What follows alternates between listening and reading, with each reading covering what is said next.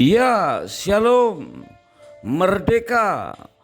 Para suami, istri, bapak, ibu yang dikasihi Tuhan, di bulan kemerdekaan ini kita akan belajar tentang bagaimana justru negara kita bisa memberikan contoh tentang kemerdekaan yang dialami seluruh bangsa, meskipun ada banyak kebinekaan. Nah, dengan ini kita ingat bahwa moto negara kita adalah Bhinneka Tunggal Ika. Namun bisakah hal kebinekaan ini kita bisa sikapi dengan sempurna dalam kehidupan rumah tangga kita? Nah, saat yang tepat saat kita berencana mengadakan perjalanan honeymoon yang kedua, karena channel ini ditujukan agar kita berkesempatan untuk mengadakan perjalanan bulan madu yang kesekian kalinya. Sebab saat-saat semacam itulah sebagai saat yang sangat penting dan sangat tepat untuk kita belajar dari kesalahan. Tentu dengan saling rendah hati dan banyak berbincang berdoa saja bersama dengan pasangan. Kalau negara kita bisa merdeka secara politis, meskipun ada banyak perbedaan-perbedaan, nah di antara keluarga kita dengan dua orang saja, suami dan istri, bisakah kita mengalami keharmonisan di tengah-tengah kebinekaan secara psikologis? Jika ada hal-hal yang mirip yang kita alami atau pendapat atau pengamatan tentang kemerdekaan yang sulit dicapai dalam kehidupan rumah tangga, silakan ditulis di kolom komentar sehingga menjadi pembelajaran buat kita semua. Nah, pada episode kali ini secara khusus kita akan belajar bagaimana mengalami kemerdekaan dalam kehidupan rumah tangga sehingga bisa lebih harmonis lagi di tengah-tengah kebinekaan secara psikologis.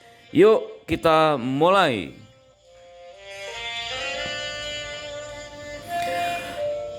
Kita ingat bahwa sepatu kita atau sepasang sepatu kita pun berbeda antara kiri dan kanan. Demikian juga sepasang suami istri memiliki dua pasang sepatu yang keempat-empatnya pasti berbeda. Nah, inilah karakteristik setiap pribadi. Telah lama digambarkan dengan perbedaan belahan sepatu kita. Karena setiap pribadi memiliki karakteristik yang berbeda dan berapa lama pun menikah tetap berbeda. Sehingga kita selalu didorong untuk bagaimana sanggup memaksimalkan potensi dan mengelola kelemahan diri masing-masing dan pasangan sehingga perbedaan itu tidak akan menjadi masalah. Kita belajar dari firman Tuhan dalam Kejadian 1 ayat yang ke-27 bahwa sejak awal mula Tuhan menciptakan manusia laki-laki dan perempuan yang tentunya berbeda. Bahkan Kejadian 2 ayat yang ke-7 dan ayat yang ke-22 dikatakan awal mula penciptaan Adam dari debu tanah dan awal mula penciptaan Hawa dari rusuk Adam. Jadi itu sesuatu yang berbeda dan kemudian diteguhkan di dalam 1 Tesalonika 5 ayat yang ke-23 bahwa masing-masing pribadi kita terdiri dari 3 dimensi, yaitu roh, jiwa, dan tubuh. Dan biarlah terpelihara sempurna, artinya kesatuan suami istri dengan jiwa dan tubuh yang berbeda, tetapi disatukan oleh semangat roh yang sama, meskipun ada banyak kendala-kendala untuk menyatukannya, terutama perbedaan style terhadap tantangan dan tuntunan.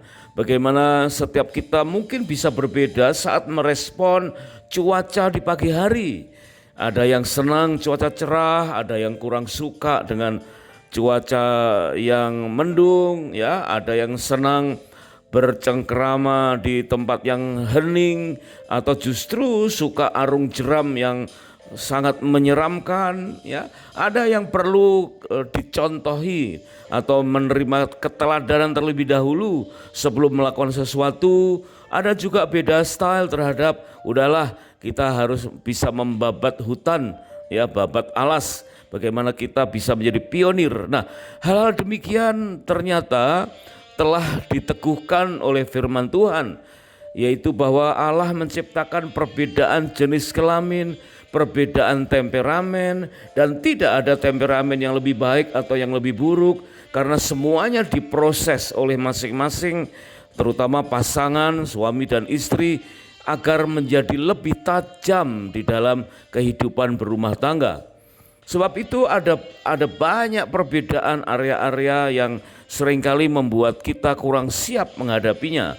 Nah, kali ini kita akan belajar tentang perbedaan secara psikologis. Wah, ternyata ini merupakan sesuatu yang sering menjadi kendala dalam kehidupan sehari-hari. Karena perbedaan secara psikologis justru dipraktekkannya dalam kehidupan sehari-hari. Namun kita kurang terampil ketika waktu mulai berkenalan, berpacaran, seolah-olah kita silau dengan banyaknya persamaan demi persamaan. Tapi begitu sudah menikah, ternyata ya ada banyak perbedaan-perbedaan secara psikologis. Yang pertama adalah perbedaan pola pikir. Ternyata antara pria dan wanita pola pikirnya berbeda-beda. Pola pikir pria rasional, ya, matematis, umumnya memilah-milah dari satu keadaan ke keadaan yang lain, terpisah dari satu tempat ke tempat yang lain. Pola pikir pria terpisah-pisah. Berbeda dengan wanita, pola pikirnya secara perasaan, secara emosional, secara emosi, dan saling berkaitan. Sehingga apa yang terjadi di pagi hari sangat berpengaruh di malam hari. Ya, apa yang terjadi di kantor atau di tempat ibadah itu akan berlanjut. Perasaannya terungkap waktu berada di rumah.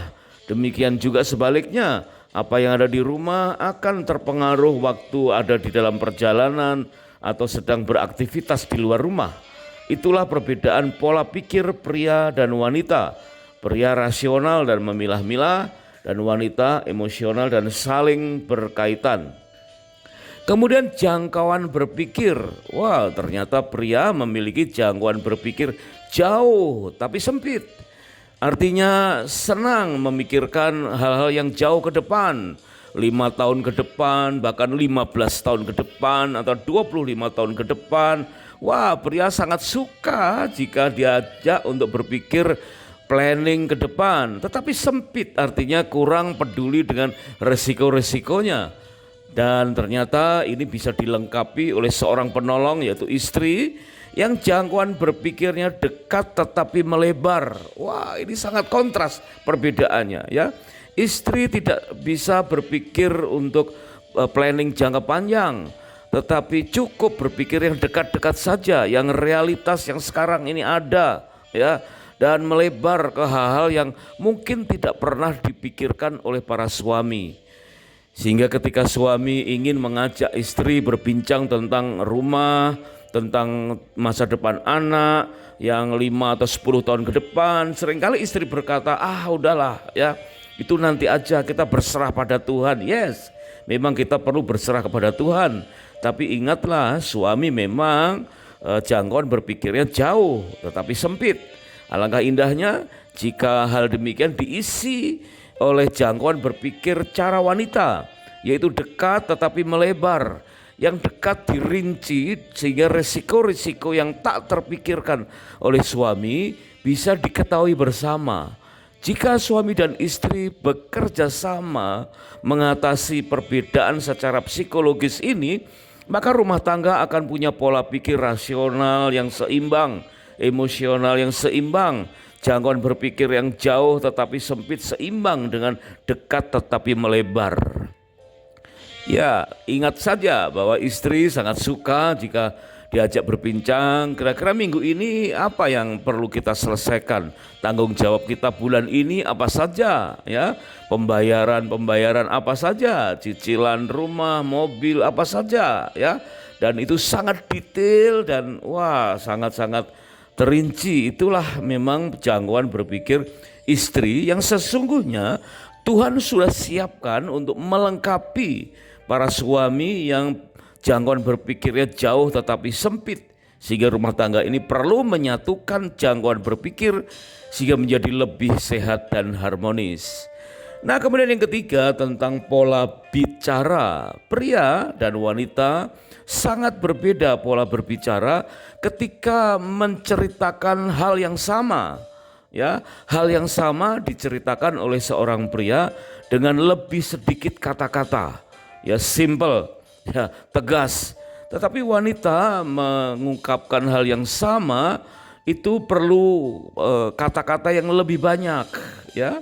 Sama-sama katakanlah pernah nyetir mobil dan melindas tikus gitu saja, ya. Pria ya sekedar cerita, aku tadi ngelindas tikus, ya.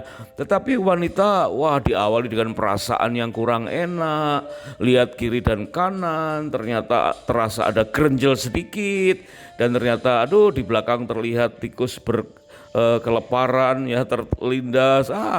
Kira-kira seperti itulah dengan kejadian-kejadian yang lain yang akhirnya jika seorang pria atau suami kurang bijaksana sering menyetop kata-kata istri dan melukai hati istri. Seringkali waktu istri ingin curhat dengan kata-kata yang agak sedikit lebih banyak, suami sudah langsung udah tutup poin aja, ya. Aku sibuk, aku perlu memikirkan hal yang lain. Nah, ini sesuatu yang kurang bijaksana. Padahal wanita disiapkan oleh Tuhan untuk mengurai apa atau segala sesuatu yang mungkin tidak pernah terpikirkan oleh suaminya. Jika ini disatukan, alangkah indahnya. Kemudian pola ingatan. Nah, pola ingatan ini berhubungan dengan jangkauan berpikir. Karena pria jangkauan berpikirnya jauh tetapi sempit, maka pola ingatannya seolah-olah mudah melupakan, ya. Sebetulnya lupa sama sekali sih tidak, tetapi karena jangkauan berpikirnya jauh, maka yang sudah berlalu seringkali diabaikan sehingga berkesan mudah lupa. Nah, sementara istrinya pola ingatannya lebih tajam, bahkan ada yang berkata ingatan istri itu ya dikatakan sebagai pencatat sejarah yang ulung. Jadi hal-hal 3 bulan yang lalu masih ingat. Apalagi janji suami di 5 tahun yang lalu masih ingat. Ya 10 tahun yang lalu waktu masih berpacaran katakanlah masih ingat. Dan seringkali jika suami diingatkan hal demikian, suami langsung membantah, menolak atau bahkan menyangkal dan berkata, itu zaman purbakala, udahlah jangan diingat-ingat lagi, ya. Padahal suami sebetulnya juga tidak lupa-lupa sama sekali. Tetapi memang suami perlu untuk menggali jangkauan berpikir yang jauh sehingga mengabaikan hal-hal yang sudah lalu, dan itulah perlunya kerjasama antara suami dan istri yang ingatannya tajam sehingga bisa mengingatkan bahaya atau risiko-risiko yang kelak akan terjadi di kemudian hari. Nah, kemudian berikutnya perbedaan secara psikologis pola bekerja. Ya, karena suami jangkauan berpikirnya jauh tetapi sempit, jadi pola bekerjanya satu pekerjaan dalam satu waktu, ya. Artinya konsentrasi hal yang satu sementara mengabaikan hal yang lain, dan dia ingin serius dengan hal yang satu dan tidak peduli dengan hal yang lain. Sementara wanita, ini pola bekerjanya dikatakan multiple track, ya. Banyak pekerjaan dalam satu waktu. Ya, lihat saja di pagi hari istri bisa sambil memasak, sambil mengaktifkan mesin cuci, sementara bisa menghidupkan mesin kopi sambil menggendong anak, menabupukkan anak, ya mungkin bayinya masih belum bangun, masih rewel. Ya, sementara ada telepon dan dia masih sempat menerima telepon, dan waktu telepon bertanya ibu sibuk, dia masih bisa bilang enggak. Ya, artinya banyak pekerjaan dalam satu waktu, sementara si suaminya satu pekerjaan dalam satu waktu atau single track. Nah, jika ini kurang diwaspadai, maka istri sering seolah-olah melakukan kesalahan ketika ingin mengatakan sesuatu atau minta suatu persetujuan kepada suami ketika suami sedang melakukan satu pekerjaan, misalkan sedang membaca buku atau melihat TV kegemarannya, atau sedang memantau berita atau perlombaan sepak bola, sementara istri menyela dengan hal-hal yang menurut istri itu sangat penting, sehingga terjadi konflik dan suami hanya sekedar nanggapin sepintas, padahal istri membutuhkan satu keputusan yang pasti. Nah, di sini seringkali terjadi konflik. Tetapi biarlah suami dan istri bisa memahami, suami hendaklah lebih memperhatikan satu pekerjaan dalam satu waktu itu serius untuk mendengarkan apa yang akan dikatakan oleh istri. Sementara istri juga bisa menghargai bahwa jika ingin mendapatkan persetujuan atau perhatian suami, perhatikan ya bahwa suaminya betul-betul sudah melepaskan atau beralih dari kegiatan yang lain khusus untuk mendengarkan istrinya. Jika kedua pihak memahami hal ini, wah, maka alangkah indahnya ya hubungan suami istri akan menjadi semakin lebih harmonis.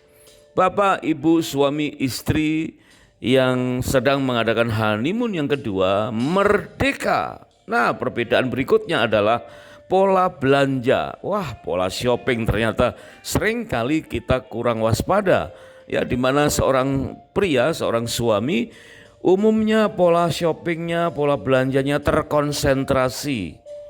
Jika suami ingin membeli sesuatu atau ngurus sesuatu hal dan perlu pergi ke mall, maka dia punya catatan dalam pikirannya. Ya, ingin memperbaiki atau membeli baterai jam tangan ya atau menservis handphone, dia langsung tertuju kepada counter-counter tertentu, counter jam tangan atau counter handphone. Sementara wanita tidaklah demikian.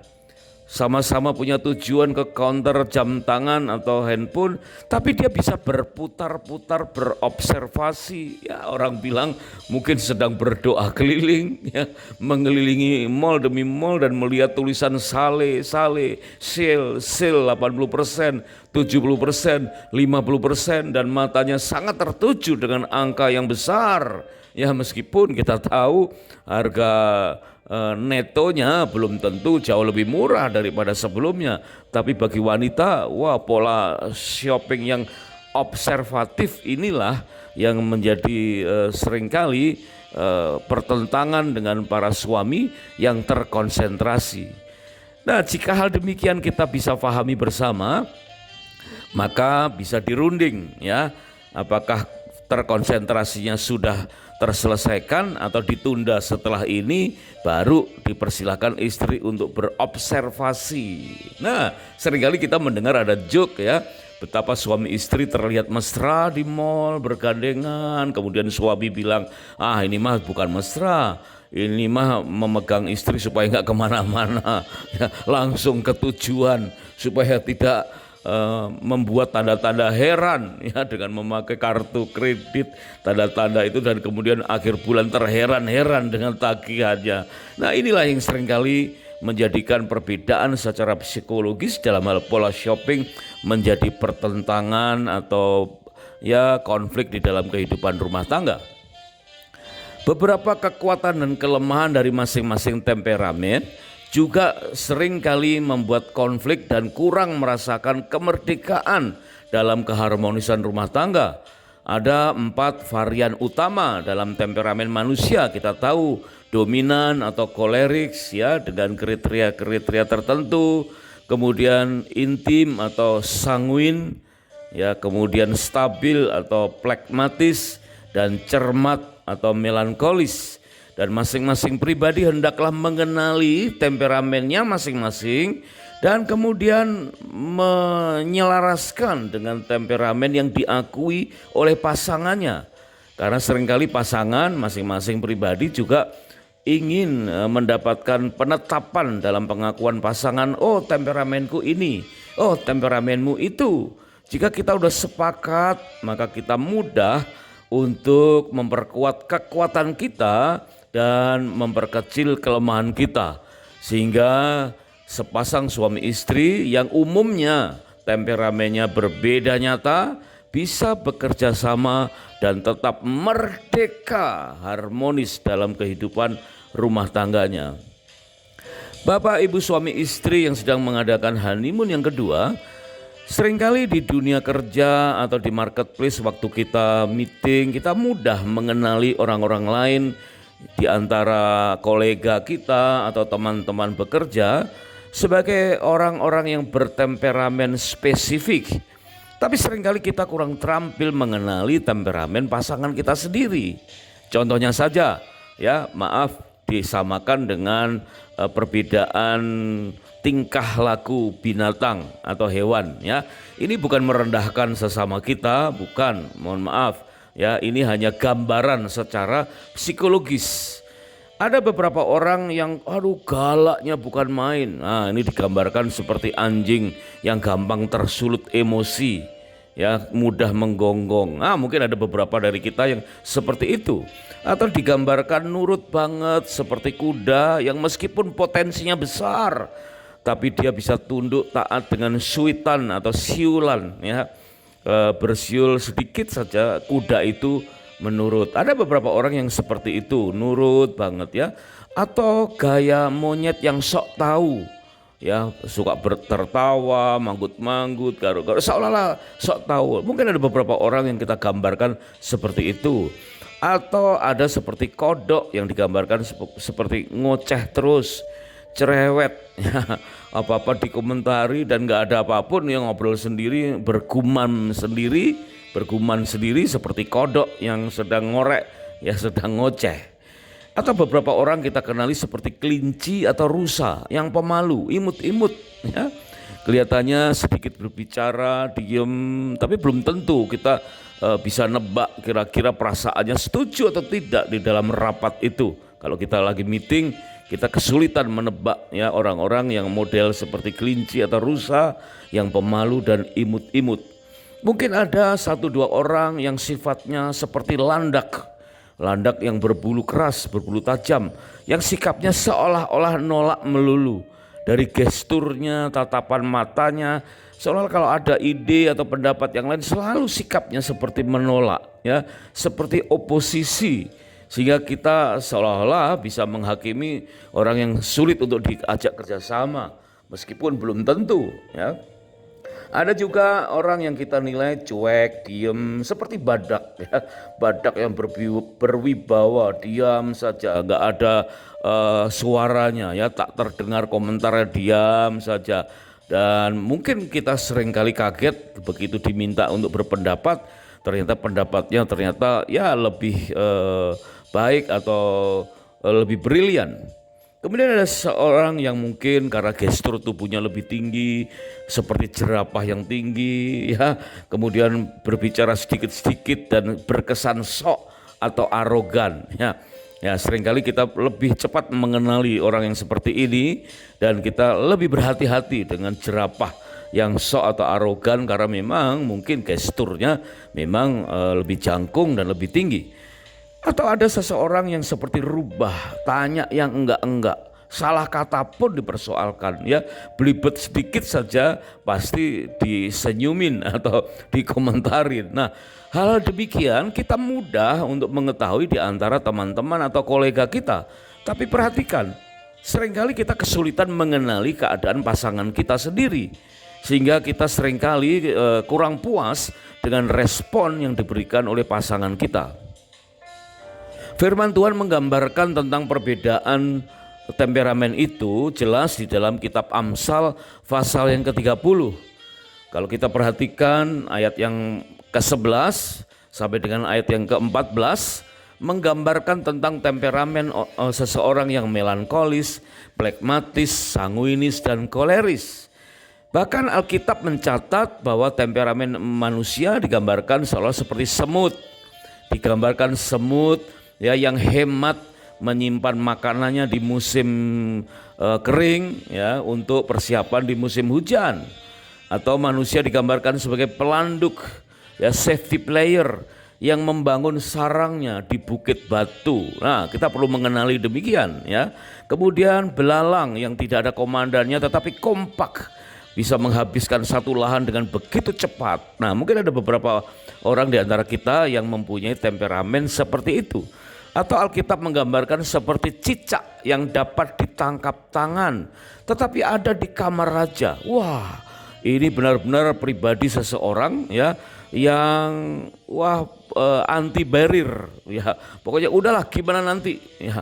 Dan selalu ada di tempat-tempat yang sangat penting, yang sangat riskan. Bayangkan ya, cicak, hewan yang lemah yang dapat ditangkap tangan, tetapi ada di kamar istana raja. Padahal kamar istana raja itu adalah ring satu yang lebih sensitif, yang lebih safety, sama yang benar-benar aman sama sekali ya, tidak terganggu oleh apapun, tapi cicak bisa hidup di dalamnya. Nah, kemudian Alkitab juga menggambarkan manusia itu bagaikan singa. Singa jantan yang ya raja hutan ya, berwibawa, atau ayam jantan ya yang gagah berkokok, atau kambing jantan yang suka menanduk, atau seorang raja yang berjalan di depan rakyatnya dengan anggun. Nah, ternyata kitab Amsal menggambarkan sedemikian beraneka ragamnya konsep temperamen, dan itu menggambarkan perbedaan secara psikologis bagi setiap orang. Terlebih kita belajar dari sepasang suami istri. Seorang psikolog yang juga anak Tuhan bernama Gary Smalley menggambarkan sifat manusia bagaikan 5 jenis binatang. Nah, coba kita sekarang perbandingkan dengan keadaan kita. Yang pertama, merpati ya, jinak-jinak merpati, jenis hewan yang setia dengan pasangannya. Tetapi kita tahu ternyata meskipun setia ya, ternyata dia tidak tahan berisik. Ada sesuatu yang berisik langsung dia kabur dari sarangnya. Tetapi jangan heran, jangan takut, dia akan kembali balik ke sarangnya. Nah, mungkin kita atau pasangan kita model seperti ini, setia tapi tidak tahan dengan perkataan yang keras, yang kasar ya. Kalau mungkin beribadah di satu tempat ya, di tempat ibadah itu ada gosip sedikit, ada persoalan sedikit, nggak betah, menghilang, dan kemudian balik lagi. Setia ya, tapi tidak tahan sesuatu yang berisik. Kemudian yang kedua digambarkan burung Raja Wali, burung yang lebih besar, yang lebih kuat, mampu terbang tinggi dan matanya tajam sekali. Nah, burung Raja Wali ini dikatakan sanggup menatang atau melawan angin, badai, dan bahkan menatap matahari. Tetapi begitu ada umpan atau makanan atau tikus di sawah ya, di bawah yang jauh di bawah, dia cepat sekali turun ke bawah dan membawa mangsa itu naik tinggi ke atas.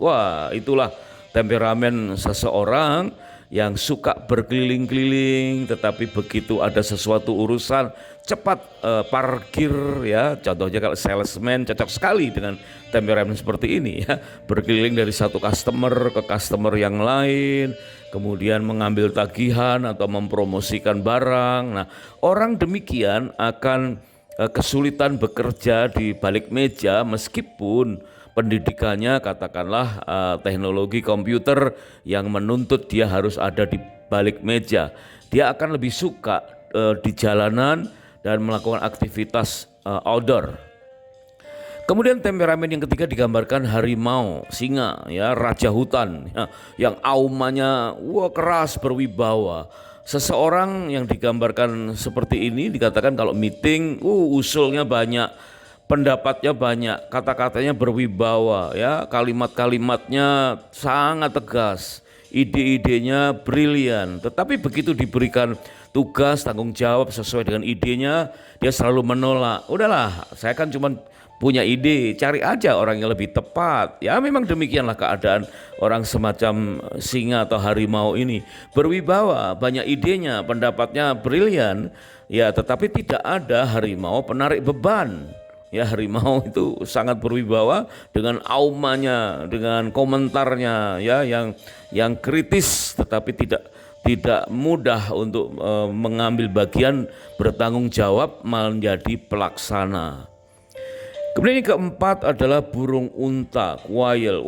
Kelihatannya sulit ditundukkan. Kalau dengan orang asing dia bisa menanduk, ya bisa menendang. Tetapi begitu kita udah mengenalnya, maka dia sanggup untuk ambil bagian untuk menarik beban ya, atau menanggung beban. Dan inilah pribadi atau temperamen beberapa orang yang waktu awalnya kita kenal seolah-olah galak, dari mimik mukanya aja kelihatannya sangar ya, tetapi ternyata hatinya lembut. Nah, mungkin setiap kita bisa mengenali diri kita dan pasangan kita seperti itu. Kemudian yang kelima adalah burung hantu. Wah, burung hantu kelihatannya diam, toleh ya, owl ini wah luar biasa ya.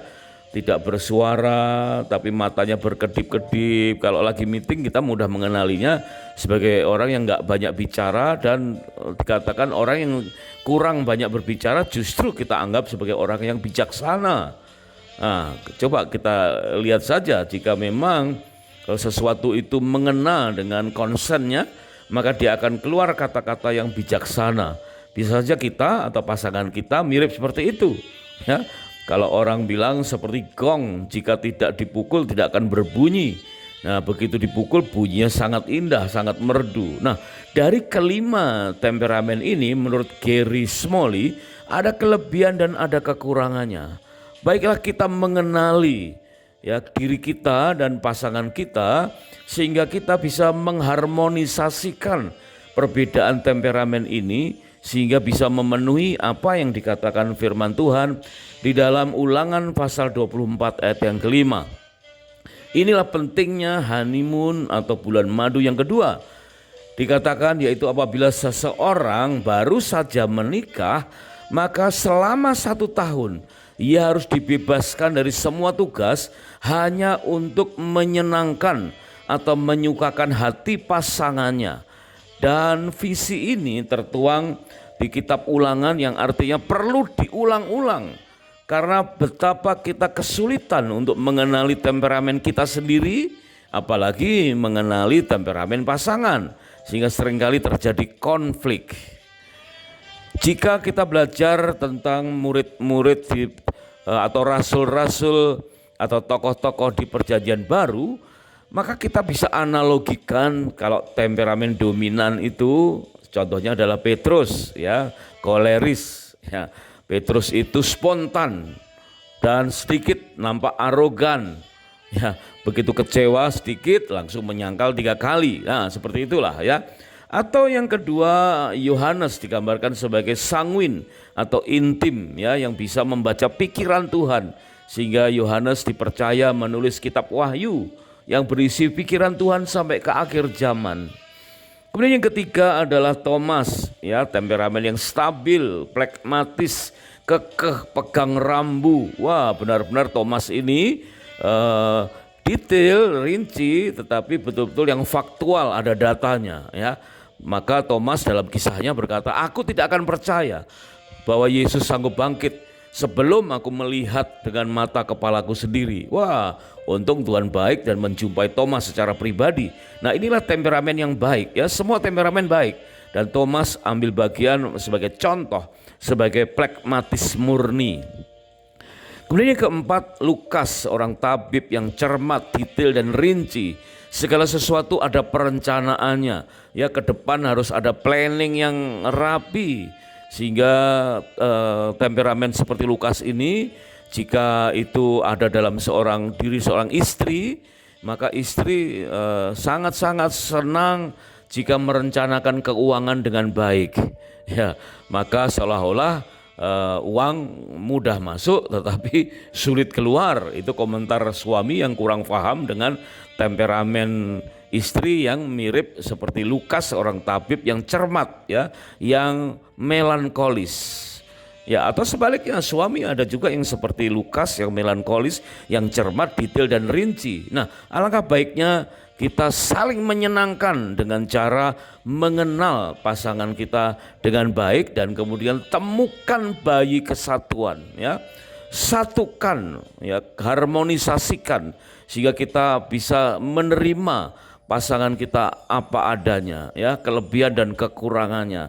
Sebab dalam Efesus pasal yang kelima ayat yang ke-33 firman Tuhan mengingatkan, bagaimanapun juga bagi kamu masing-masing berlaku, kasihilah istrimu seperti dirimu sendiri, dan istri hendaklah menghormati suaminya. Ya, meskipun temperamennya berbeda-beda, fahamilah, ketahuilah ya bahwa semuanya itu baik.